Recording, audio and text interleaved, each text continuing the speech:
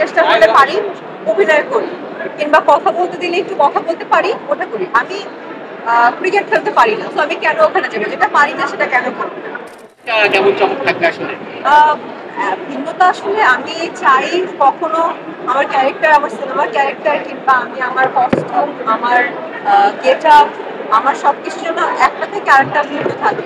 চেষ্টা করবো, চেষ্টা করেছিও যে ভিন্নতা থাকে আনার। তো দেখা যায়, ওয়েট করেন, অবশ্যই দেখতে পাবো। ঈদের সিনেমা নিয়ে আসলে ঈদে সিনেমা বলতে আমার আমার যখনই সিনেমা রিলিজ হয় তখনই খুব ভালো লাগে, আর যদি সেটা হয় ঈদ, তো ওটা তো আরো মানে ভালো লাগার জায়গাটা অন্যরকম বাড়িয়ে দেয়।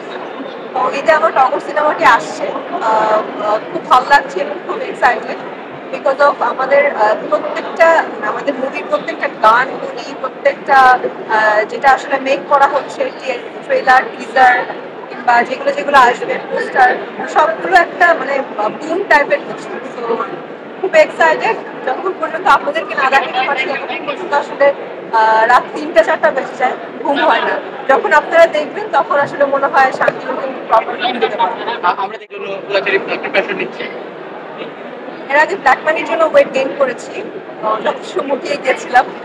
তো এটা আসলে টগরের জন্যই, যে কাজগুলো আসলে আমি করি, যখন যে কাজগুলো করি সেটাতেই আসলে মগ্ন থাকি। আমি একটার মধ্যে আরেকটা কাজ নিতে পারি এবং নিলেও আমার মাথায় ওটা ঢুকে না। তো আমি একটা কাজে ফোকাস থাকি। তো এখন যেহেতু টগর সিনেমা কেন্দ্রিক আছে, তো টগরের জন্যই এখন আসলে ওয়েট লুজ করছি। আসলে কারণটা কি?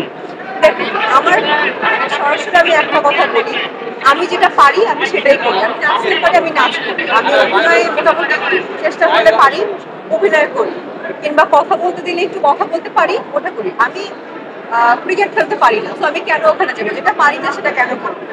তো আমার কাছে মনে হয় যে যখন যেটা পারবো, কিংবা প্রপারলি আপনাদেরকে দেখাতে পারবো, অডিয়েন্সদেরকে দেখাতে পারবো, সেটা আসলে করবো। আর যেটা না পারি সেটা করে আসলে ট্রোল হয়ে লাভ নেই। তো আমি যেটা পারি না সেটা করতে যাওয়ার চেষ্টা করি। জমজমাট ছিল, এবারে কেমন জমজমাট হবে বলে আশা করছি? আমার কাছে মনে হয়, আমার কাছে কি সবার কাছেই মনে হয় যে এবার ঈদও খুব জমজমাট যাবে, কারণ প্রত্যেকটা সিনেমা খুব জমজমাট। শাকিব খানের কথা থেকে শুরু করলে আরিফিন শুভ ভাইয়ের সিনেমা আসছে, আমাদের সিনেমা আসছে, যেটা কিনা আসলে আমার বিপরীতে আছে আদর রাজা। তো সব মুভিগুলোই আসলে জমজমাট, ঈদ মানেই জমজমাট, ঈদ মানেই জমজমাট। Thank you so much. Thank you, thank you.